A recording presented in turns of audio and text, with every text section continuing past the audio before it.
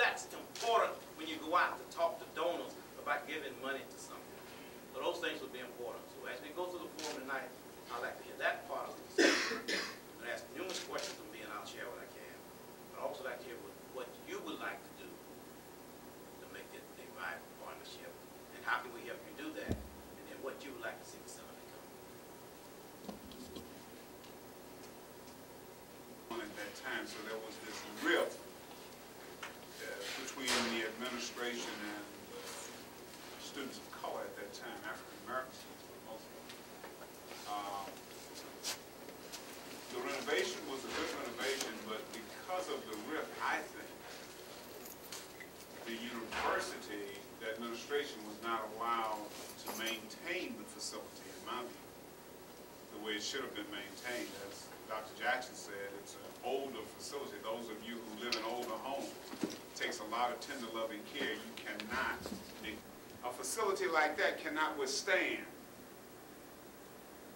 a neglect of any kind.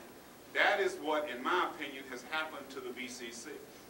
The administration has never stepped away from its desire to take care of that facility. It's been in a situation where it is not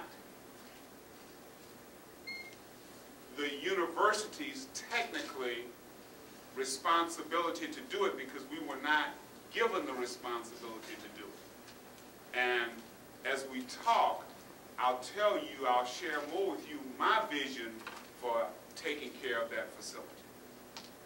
As the Vice President for Student Affairs, I have units that report to me that I can't legitimately, I can't rightfully take resources from units that report to me and give it to units that are not associated, not affiliated, not responsible to the Division of Student Affairs. Can't do it.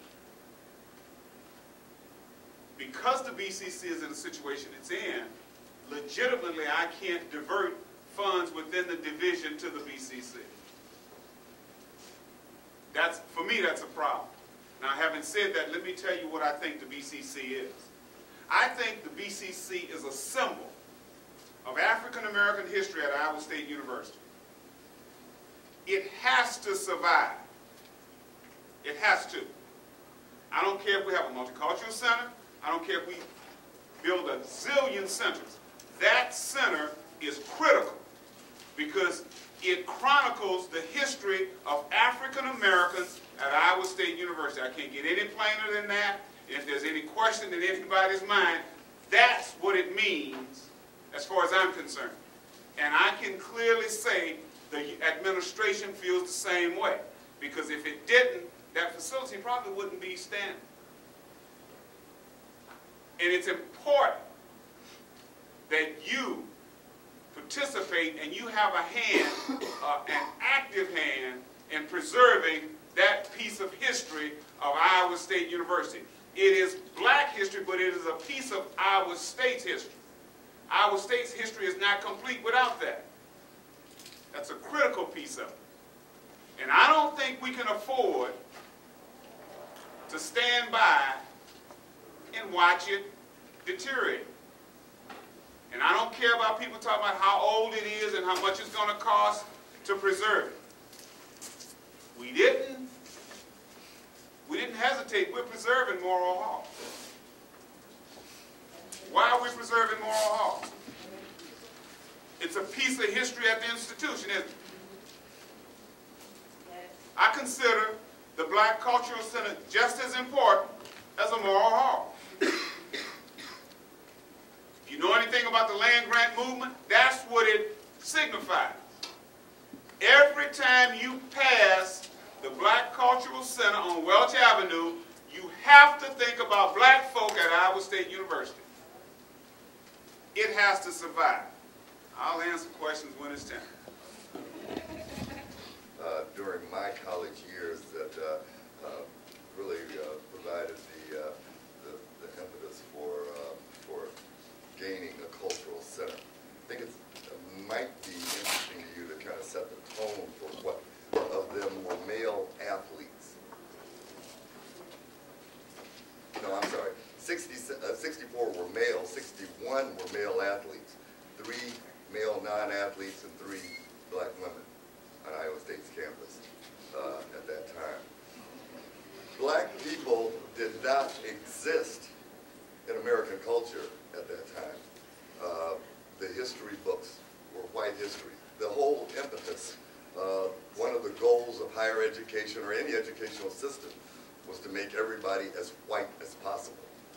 That was the success, that was the standard of success. That your hair looked white, talk white, move in white circles. That was the trend or the leanings of everyone. That perspective, the only reason I'm throwing that snapshot out now is I want you to take that in perspective of why the cultural center was needed at the time. Because it was a significant time where people were beginning to change their mind and say, no, wait a minute. The goal or the epitome of success isn't becoming white, but acknowledging your blackness.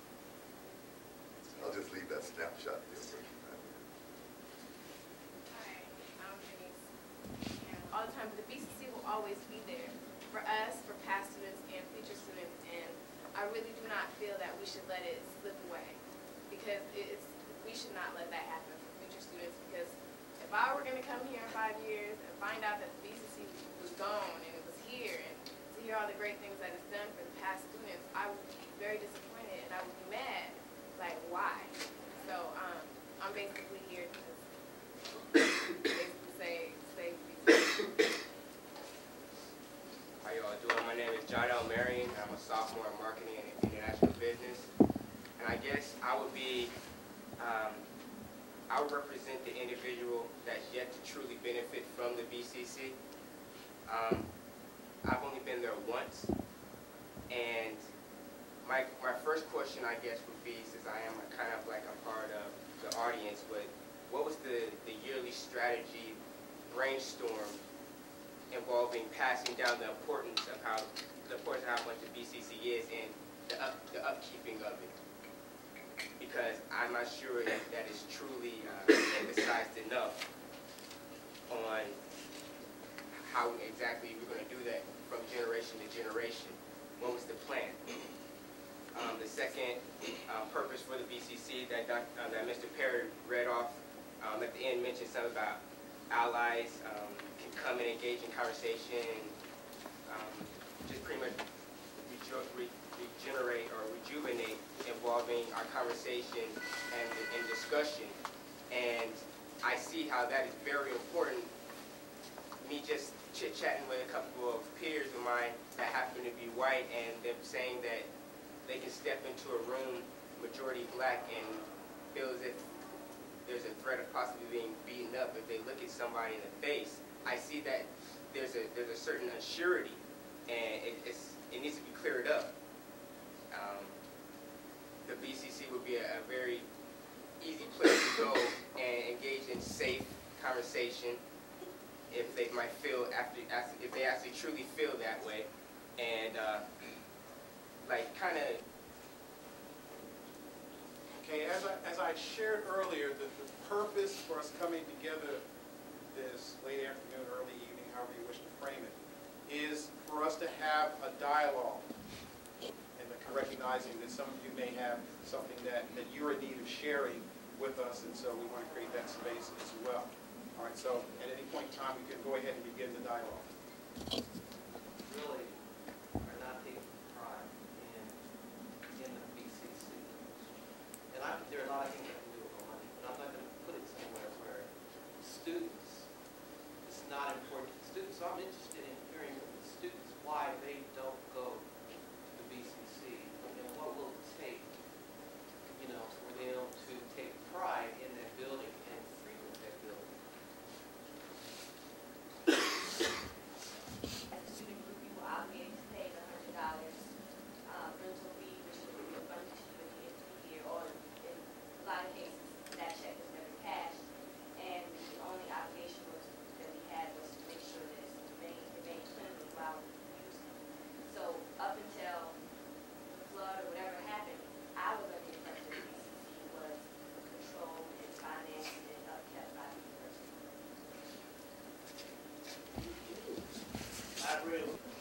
then it's 30 times that. You understand what I'm saying? That wasn't that long ago, y'all. Maybe for somebody else who was in school at the time. That wasn't that long ago. Things just accelerated. But also keep in mind then that that is also part of the reason for that that kind of change in the future. So anyway, I just wanted to give you that from the historical standpoint.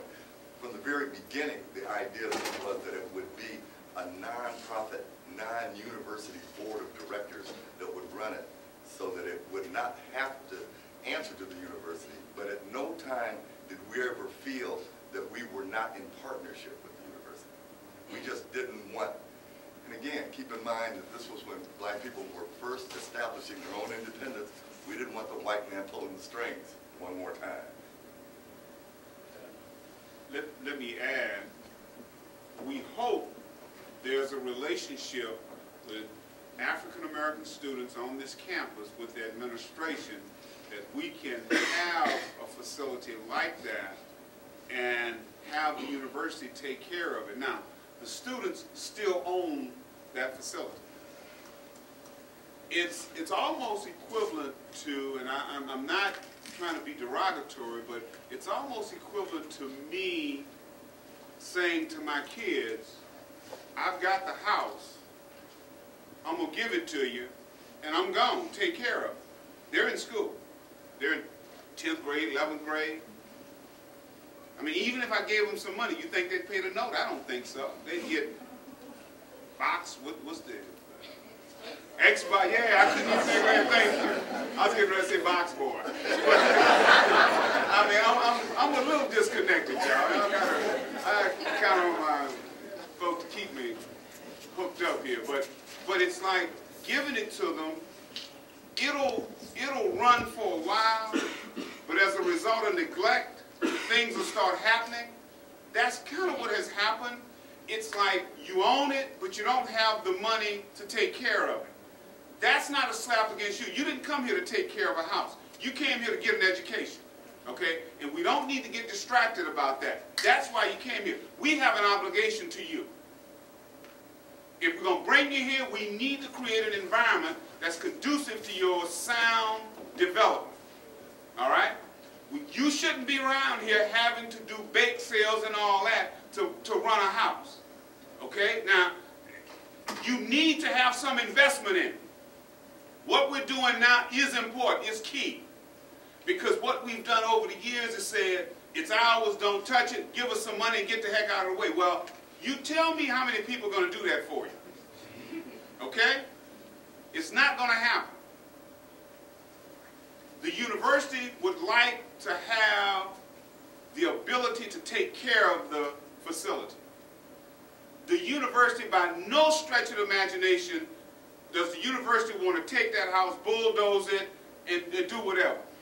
Look around you and look at the physical facilities around this institution. They're building buildings for millions of dollars almost every day.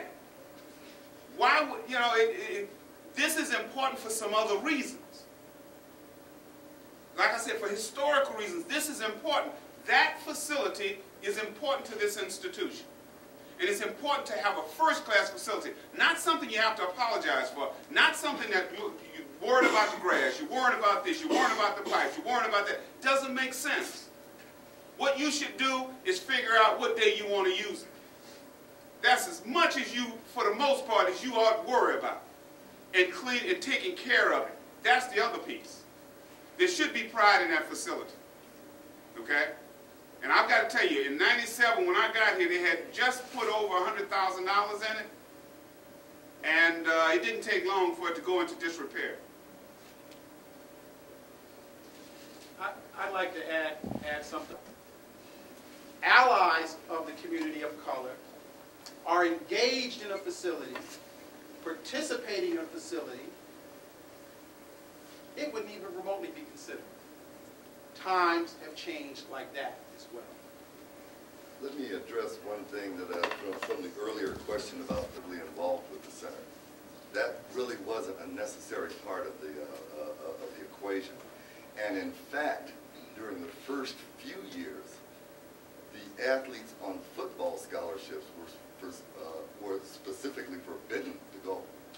I mean, the coaches could tell them what they could do and could not do. And football players would not step foot in the cultural center because they were told to. Keep in mind, though, we are still talking about a time that colleges had in local parentis. I mean, they could be parents. His office could tell students what time they had to be in at night and enforce it. I mean, not. You throw good money after bad. And you're right. If we do it, we need to have the resources to take care of it. And I'm saying to you, if the university, if it were a part of the Division of Student Affairs, and I'm telling you, if it was a part of the Division of Student Affairs, we would take care of it.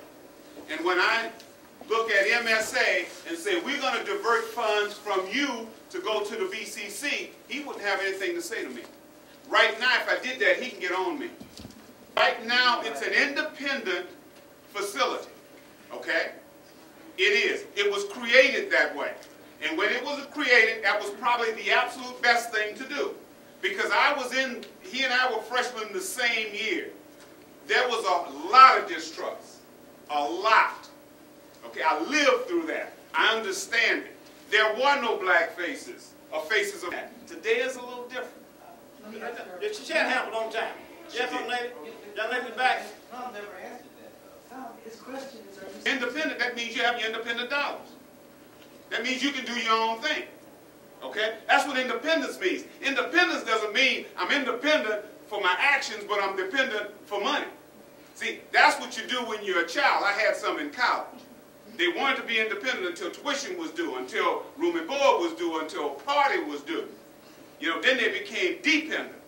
But it doesn't work that way. And the dollars, I cannot legitimately divert state dollars from state-supported entities to an independent entity. Can't do it. Okay? That's... So you're saying the student affairs of Iowa State would become owners of the BCC, co-owners of the BCC? What are you saying here? The university would. Yes. The university would become owners of the BCC. Okay. Right now, it's a non-profit corporation owned by the black students at Iowa State. Last time I looked at the corporation papers, okay? Right. And we kept it that way for a reason. Over the years, when there was a partnership there, the university allowed us to do certain things. And they did certain things for the BCC out of courtesy. But we had no legitimate reason to go to them and say, you got to do this. They did it out of a partnership and courtesy. Okay? That worked for a while until costs got enormous. Okay? And budgets got tight. Okay? People don't want to give up their money that way for something they don't have any control over. Okay? But another part of this, and I'm hush after this, and I'll get the students. Look, we have no way to show for the partnership to continue at that level of commitment, $40,000, $60,000, if we can't say students are using it. See, all this money coming in the university for students. This is student affair. Send them to the university so they can put money in it. The students themselves, and those of us who are black faculty have 1%, will have to step up to the plate and say, we're going to fund it. It can't be no more simple than that. Okay, I mean, if we could get our house back, we would get it all the time. All the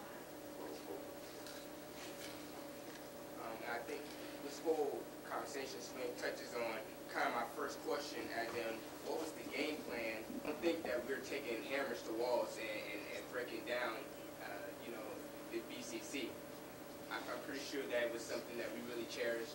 As far as what she's mentioned, I've only been here a year and a half, and I think it pretty much just involved the inflow of money and just the planning and the programming of how to keep on that strategy and step by step from there. I'll make a point. I'll try to. How many of you have been involved with the ISU BCC? Raise a hand. Just hold your hand up high. Okay. Take a look at the hands. Okay. Put them down. Earrings. And that was one of the things that was put on the table, the ISU program, to be cut in tough budget times. All right? The institution, I didn't do it. The institution refused. They cut a bunch of other things. They refused to cut the INCORE ISCORE program because it was a part of the Division of Student Affairs. There's some concern that if the university gets it, we're not going to fund it, we're going to tear it up, we're going to bulldoze it. I keep saying to you that's not going to happen. It is not going to happen. What's going to happen is they will fund it. The institution will fund it. They will maintain it and take care of it. And the institution owning it doesn't mean students, African American students, don't dictate how it's used. As long as it's not illegal, immoral, or unethical, you can do it. If it crosses the line, any of those three, you're out of touch. Okay? That's fine. If you want all-night parties and all that, as long as you're not doing those things, we're fine. As long as you're supporting the efforts of students, pursuing degrees, growing and developing, that's fine. The institution will not fight that. Okay? So there's some concern about, and I know it is because I've had several conversations with a number of you, all that. Give it time. They're already saying it's inhabitable. The reason it's closed is because there's a mold problem right now. That's why it's closed. Because EH&S, Environmental Health and Safety, says that you can't go in that facility because there's mold in that basement. That's the problem. And that costs $20,000 to fix the mold? Yes. The mold and other things. The mold was created by a sewer problem, by the flooding, it's a series of things. Now let me do this. I'll give you one and you can pass the others to everybody. Okay? And this is from FP&M, and it describes what the dollars are designed for. So I don't have enough for everybody to share it. You can copy it and share it with folks. Send them around. That gives you a breakdown of what we're looking at. Okay? And it tells you exactly what needs to be fixed. Now, if you know anything about an estimate, you know that whatever they tell you could be really different when they get in and start tearing down walls. I think it's going to take a little bit more than that, quite frankly. I personally believe we're talking about how much ownership we have, how important it is. We've had $100,000 put into it. We didn't do anything. We've had it repaired. The university pays the light bill. We don't even pay the light bill. Okay? We don't do nothing. Pay the insurance too. Pay the insurance, pay everything. Right. If the university stops, the lights go off, no trash is picked up, I mean, nothing happens. The person, there's a comment in there, those of you who have a copy of it, on the second paragraph on the front of it, on the front page. Second paragraph, second sentence. It states, there are small things that could use attention, but generally it is functional and the occupants have taken care of it. Let me tell you what that's about. That's about this man having a graduate assistant going over there, cleaning up after we've trashed it and left it. That's what that's about. It's not because you've done a good job taking care of it, okay? But see, that's part of that partnership. And it's part of the pride. Right. That I could take that money and put a graduate to do that. But see, you know, just cut right to the chase. It's $40,000. They don't put almost $100,000 there before. What are we going to put in it? I mean, financially speaking, what kind of commitment we're going to make as faculty, staff, and students? I'm not talking about all the time, but we need to do something to say, hey, we want the place and we're committed to it. I guess that goes back to You blow it, you mess it up, and I'm going to just keep coming back. No, let's not go there. I'm not going to be the point person for that one. Okay, I'm going to be honest with you. All right, that's fine. I got two other questions. They are correlated. All right, so what I heard so far is if the university takes hold of the BCC, they would not be bulldozed, meaning that they'll help maintain it, correct? Yes. All right. Well, how do we go about that process, first of all? And once we do get the BCC being a part of the university, and we can get funding from the university, I think a good suggestion would be to have students of color who's come into Iowa State University work on the team, economic advisors, those who are construction engineers, work on the team with construction engineers, and Iowa State University facilitated a program through the MSA and your office as well that reinforces their education. We have an education program and have BSA and other organizations collaborate in that. And I think that could be like an internship throughout the whole year. And I'm wondering, would the university have a problem with that? And I believe that I think that just fosters a better education and hands-on application here at our university. I mean, is that something you think that could work? It could, but we have an immediate problem. We've got to get over the 5-year plan, a 10-year plan, all that. That can kick in. Why don't you talk about the fundraising effort? I think that's important. Yeah, I guess about a year and a half ago, maybe 2 years ago, Tom and I sat down and put together a fundraising effort to go after alumni, to go after faculty staff. $12 million